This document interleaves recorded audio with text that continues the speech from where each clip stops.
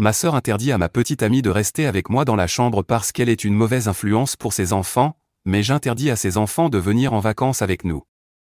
Bon, ce n'est pas un coup de gueule ou un poste en colère, c'est plutôt quelque chose de drôle et karmique. Avant de parler de la situation actuelle, laissez-moi vous expliquer comment nous en sommes arrivés là. Il y a 4 ans, les canalisations d'égout de l'appartement de ma sœur se sont bouchées, nécessitant des travaux de plomberie. Un tuyau a éclaté et son logement a été inondé, ce qui a nécessité une semaine de réparation. Le propriétaire leur a demandé de quitter temporairement les lieux. Elle, son mari et leurs 3 enfants, âgés de 3, 5 et 7 ans à l'époque, cherchaient désespérément un endroit où loger pour cette semaine-là. Elle a appelé nos parents à l'aide, mais ils étaient hors de la ville. Elle leur a demandé s'ils avaient laissé une clé quelque part où elle pourrait l'accéder, mais ma mère a dit non, ils avaient emporté la clé avec eux. La seule option qui lui restait était moi. Ses beaux-parents habitent dans une autre ville, et ils n'avaient pas assez d'argent pour payer un hôtel pendant une semaine. Bien qu'il y ait eu d'autres raisons aussi, dont je parlerai plus tard. Je n'étais pas ravi de cette idée. La famille de ma sœur est connue pour être chaotique. Ses enfants sont bruyants, désordonnés, pire encore, gâtés. Elle et son mari ont leurs propres problèmes, qu'ils ne cachent pas vraiment au monde. Mais je me suis senti coupable, pensant que si je ne les laissais pas entrer, ils devraient probablement passer la semaine dans un grenier avec une tente de fortune. Je ne pouvais pas être si cruel en les exposant au froid, alors j'ai accepté à contre-séure. Le cauchemar a commencé dès qu'ils sont entrés dans mon appartement. Je savais que ce serait difficile, mais je n'imaginais pas que ce serait aussi toxique. En quelques minutes, mon appartement calme était sans dessus-dessous. Le problème est que les enfants ont toujours vécu dans un petit appartement d'une chambre. Ils n'ont même pas leur propre chambre. L'appartement a un débarras qu'ils ont converti en une minuscule chambre pour les enfants avec des lits superposés. Alors, quand les enfants ont appris qu'ils allaient rester ici pendant une semaine, ils étaient ravis. Ce n'est pas que j'ai un endroit super luxueux, mais mon appartement de 2 chambres avec un balcon leur semblait luxueux. Les enfants étaient excités rien qu'en voyant le frigo plein de snacks et de jus. Ce n'est pas qu'ils aient faim, mais ils sont excessivement gâtés. Ils veulent dévorer toute la nourriture pour qu'il ne reste plus rien pour personne d'autre. Je ne suis pas fier de le dire, mais ma sœur a fait un travail terrible en les éduquant. Pour se faciliter la vie, elle les laisse faire ce qu'ils veulent, temps d'écran illimité, malbouffe, tout. C'est l'une des raisons pour lesquelles ils ne pouvaient pas rester dans un hôtel, plus que le coût du logement, ils auraient été facturés pour des dégâts matériels. Le problème est que ma sœur se moque de la façon dont ses enfants grandissent, elle est occupée dans son propre monde. Dès qu'elle est entrée, elle a laissé ses valises près de la porte et s'est jetée sur le canapé, fixant son téléphone comme si elle était dans un hôtel avec garde d'enfants inclus. Son mari est arrivé une minute plus tard, ayant déjà l'air fatigué et agacé par la route. Il s'est assis aussi loin d'elle que possible, avec un air de dégoût sur le visage. Je les ai laissés seuls et suis allé dans ma chambre, mais quand je suis revenu après un moment, les enfants avaient détruit mon appartement comme une tornade. Ils avaient pillé le frigo, criaient et se disputaient la télécommande, laissant une traînée de snacks partout dans la maison. Mon beau-frère transpirait en essayant de les contrôler, mais je suppose qu'il est trop tard pour les discipliner. En quelques heures, je savais que ce serait insupportable. Ma sœur semblait inconsciente du désastre que ses enfants provoquaient. Au bout d'un moment, son mari est aussi devenu indifférent à tout, et j'ai fini par faire le ménage après eux comme une nounou à contre-séure. Après des heures à scroller sur son téléphone, elle a enfin levé les yeux et a vu que je leur avais donné mon autre chambre. Elle a explosé. J'avais une chambre libre où je gardais mon espace de travail. J'ai emménagé dans ma chambre et aménagé l'autre pièce avec des matelas et des oreillers pour qu'ils soient à l'aise.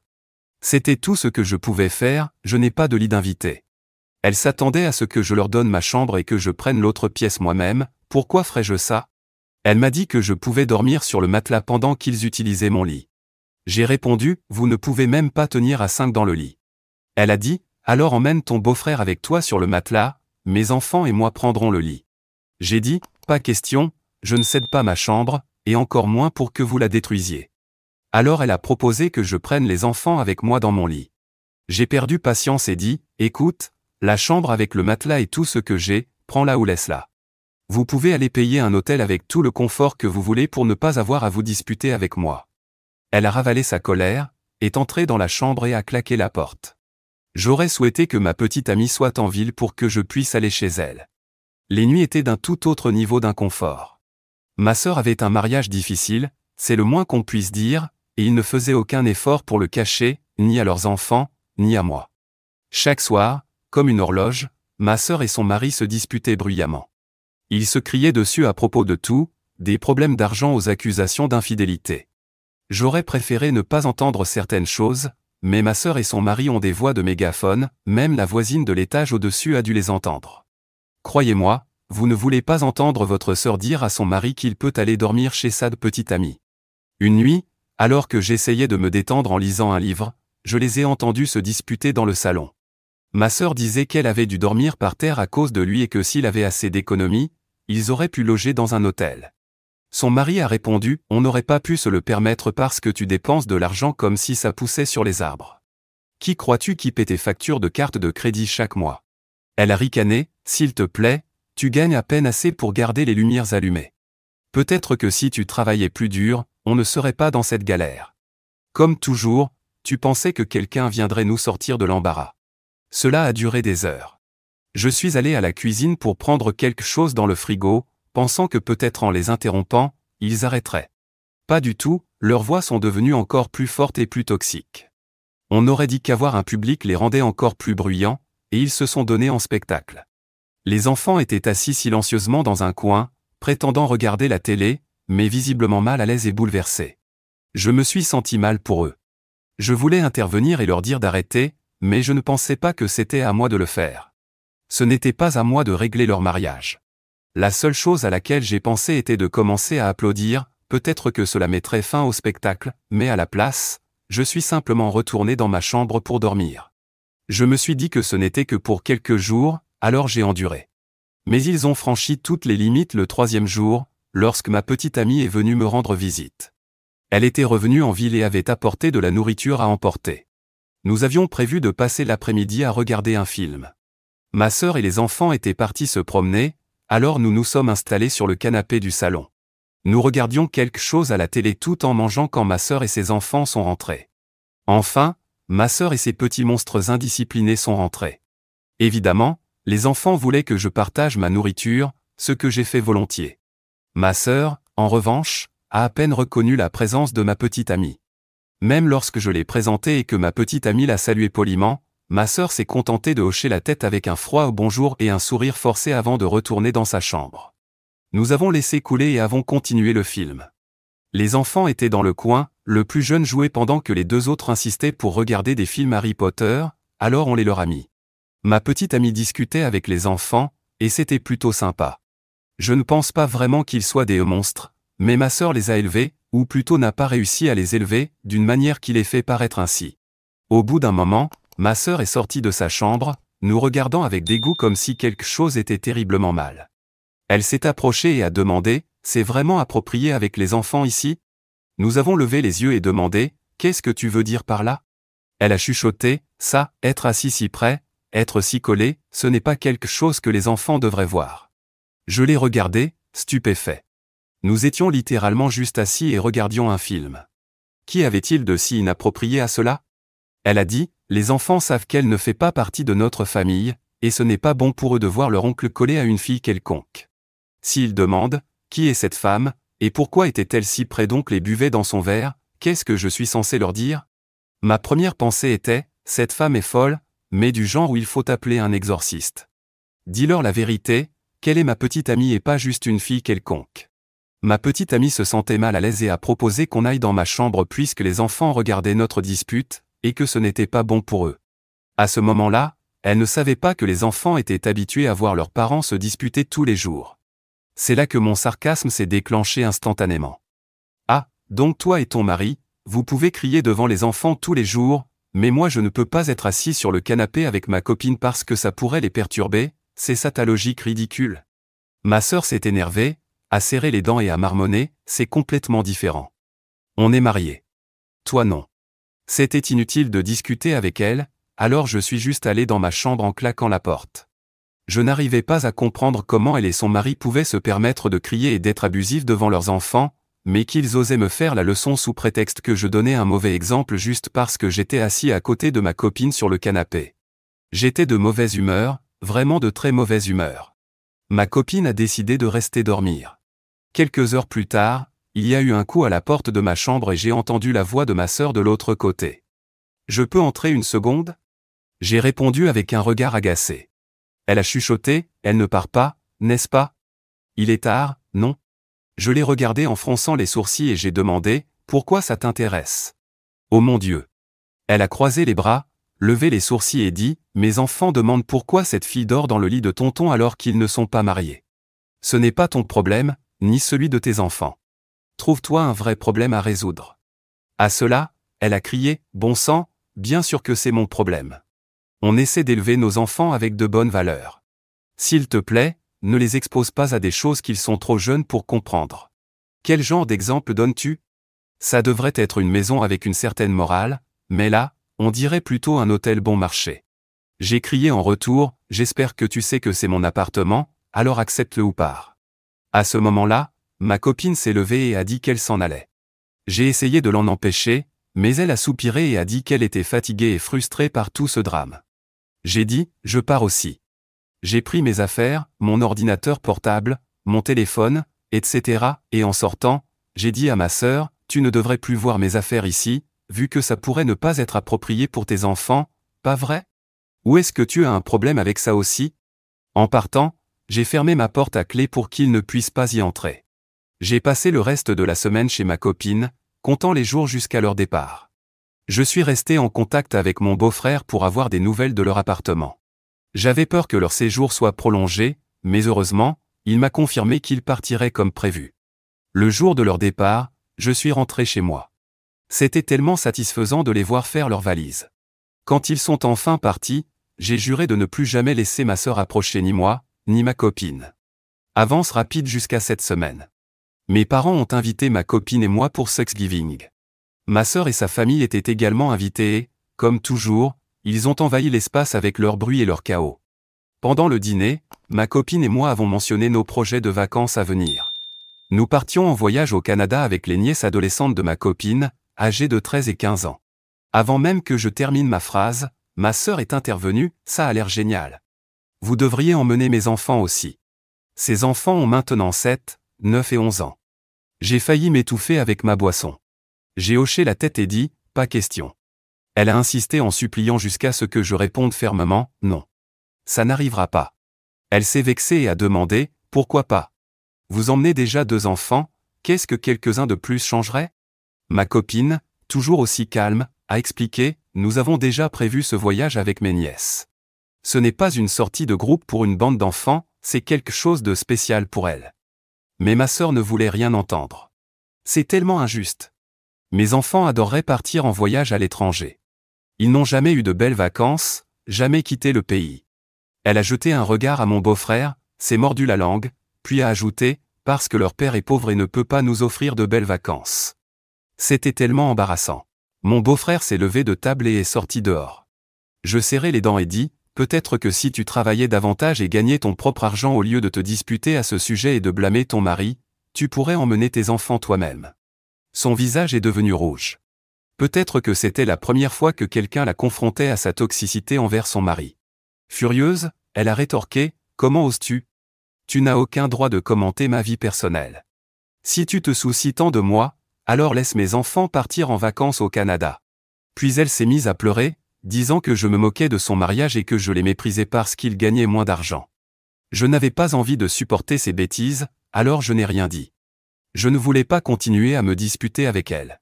Tout le monde à table est resté silencieux pendant un moment jusqu'à ce que ma copine dise à ma sœur, « Mais comment peux-tu être à l'aise en nous confiant tes enfants ?» Ma sœur a agité son annulaire et dit, « On n'est pas encore mariés, ils ne verront rien qu'ils ne devraient pas. » J'ai éclaté de rire. Je ne m'attendais pas à cette réponse, mais c'était tellement juste.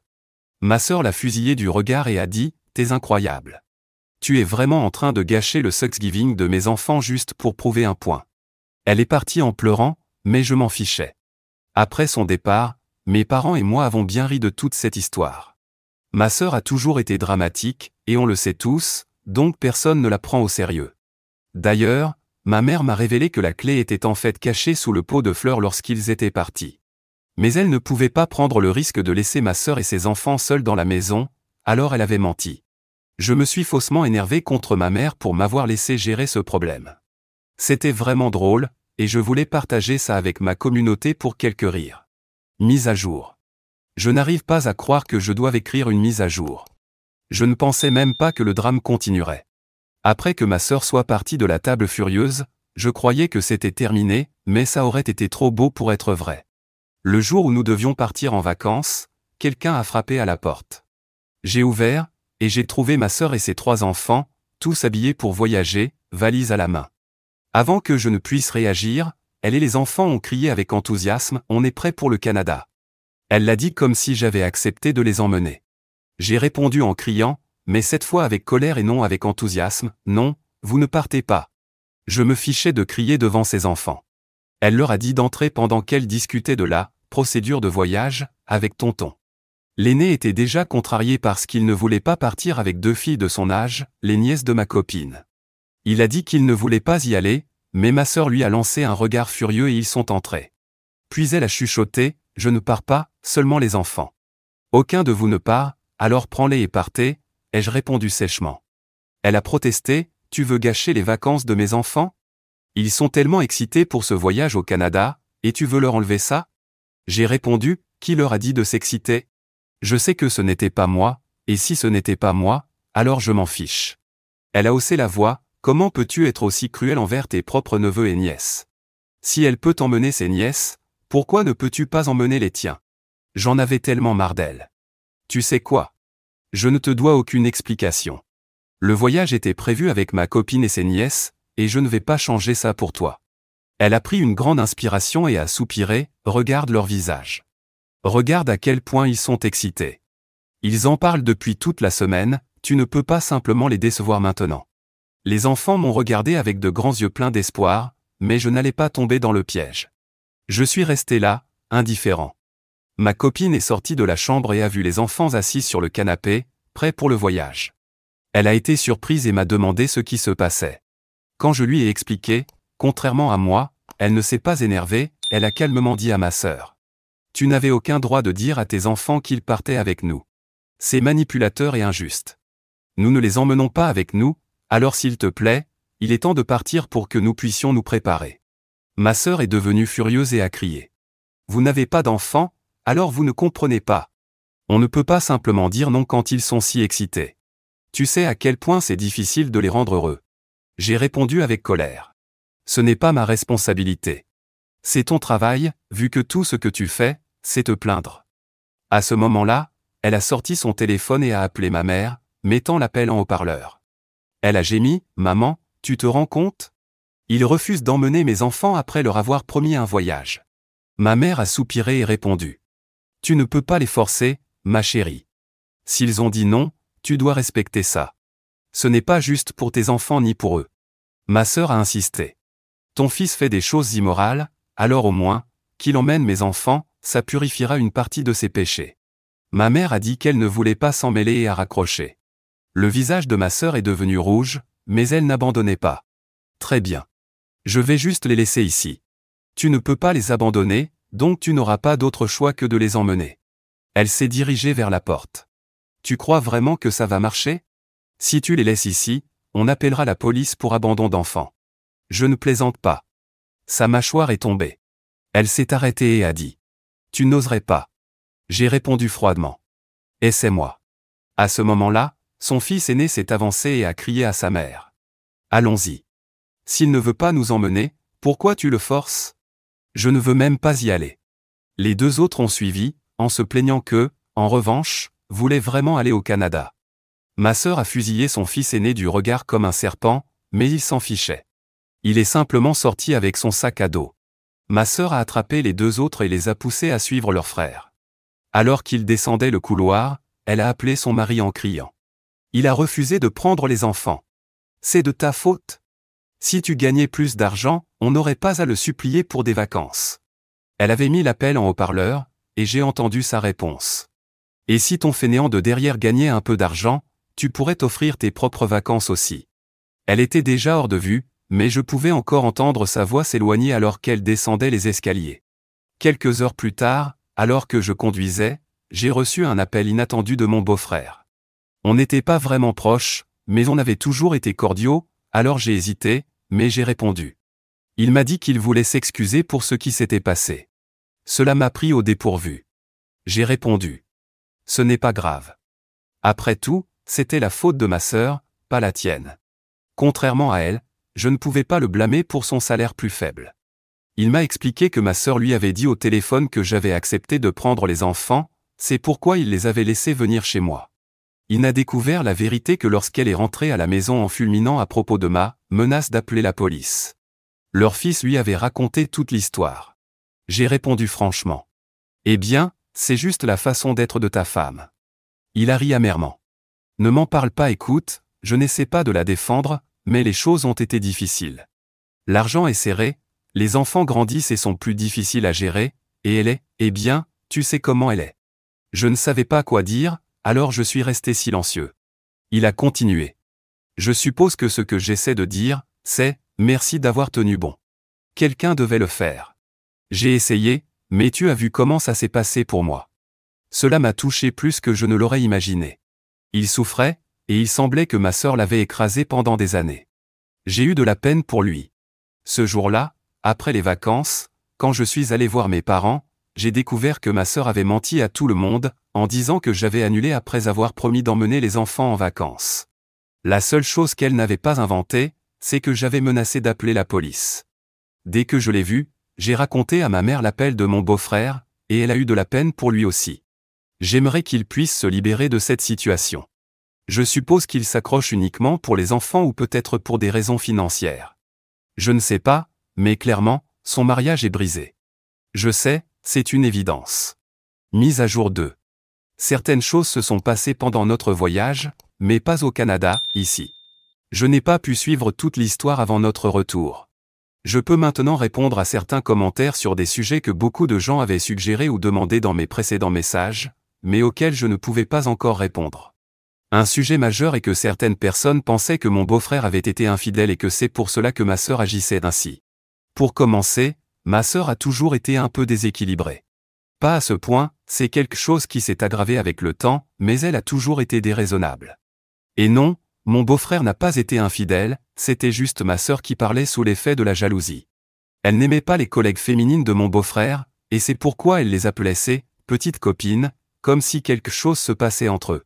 Je sais que ce que je vais dire n'est pas la déclaration la plus impressionnante du monde, mais ma sœur est carrément folle. Un niveau de folie qui a atteint certaines limites, du moins celle de mon beau-frère, ce qui l'a conduit à demander le divorce. Peut-être que son dernier appel avec moi lui a donné le courage de le faire, ou peut-être qu'il a simplement atteint le point où il s'est dit « c'est fini ». Ma sœur voulait toujours que mes neveux aient des vacances, alors elle a pensé que se rendre à la maison de vacances de mes parents était une bonne idée. Ils n'y vont généralement pas parce que c'est un peu loin, et ils n'ont pas d'argent supplémentaire pour l'essence, mais selon ma sœur, c'était le moins qu'ils pouvaient faire pour les enfants après ce que j'avais fait. Elle a donc appelé mon père pour le lui demander, et mon père a refusé. Il ne l'a même pas laissé terminer son discours préparé pour le convaincre de lui prêter la maison pendant quelques jours. Il a simplement dit « absolument pas », et c'était fini. Enfin, c'était fini pour mon père, car ma sœur n'accepte jamais un non comme réponse. Elle a donc fait le voyage là-bas quand même. Elle pensait qu'elle trouverait une clé de rechange, puisqu'elle avait découvert ce que ma mère m'avait dit, mais elle se trompait lourdement. Que fit-elle ensuite? Elle a appelé mon père. Elle voulait savoir où était la clé, et mon père lui a dit qu'il n'y avait pas de clé. Autant que je sache, il disait la vérité, mais s'il mentait, je ne lui en voudrais pas non plus. La chose suivante qu'elle a faite a été de lui demander de l'argent pour l'essence. Ma sœur avait eu la brillante idée de faire le voyage avec le peu d'argent qu'elle avait, et une fois que quelques jours seraient passés, elle trouverait un moyen d'obtenir l'argent. Elle comptait probablement appeler mon beau-frère ou trouver une autre solution. Elle s'attendait aussi à ce qu'il y ait de la nourriture dans la maison, mais selon mon père, il n'y laisse généralement pas de conserve. Tout cela s'est probablement produit pendant que je parlais avec mon beau-frère, donc pendant que nous voyagions au Canada, c'est là que tout a explosé. Mon beau-frère n'en savait rien, et elle prévoyait de l'appeler une fois qu'il serait installé. Mais au final, elle a fini par l'appeler pour lui demander de l'argent pour l'essence. Mon beau-frère a dû lui en envoyer parce que les enfants étaient là et qu'il faisait déjà nuit. S'il n'y avait eu qu'elle, peut-être qu'il aurait simplement éteint son téléphone. Finalement, je suis sûr qu'ils se sont disputés. Je n'en ai pas la preuve, mais je le ressens. C'est ce qui a finalement poussé mon beau-frère à décider de demander le divorce. 2 jours après notre retour de voyage, ma sœur a reçu les papiers du divorce. Voici le dilemme. Si l'un des deux parents est un minimum responsable, c'est mon beau-frère. Au moins, c'est lui qui travaille, parmi les deux, mais il ne pourra pas obtenir la garde exclusive des enfants. Cela dit, ma copine et moi pensons que le fait que ces deux-là soient maintenant séparés pourrait apaiser un peu la toxicité que les enfants vivent au quotidien. Seul le temps nous le dira. Ce sera, sans aucun doute, ma dernière mise à jour. Je suis venu ici avec l'intention de publier une seule fois et j'ai fini par écrire 2 autres mises à jour. Peut-être que je répondrai à quelques commentaires, mais c'est tout pour moi. Commentaires, oui, le divorce est finalisé et ils ont la garde partagée.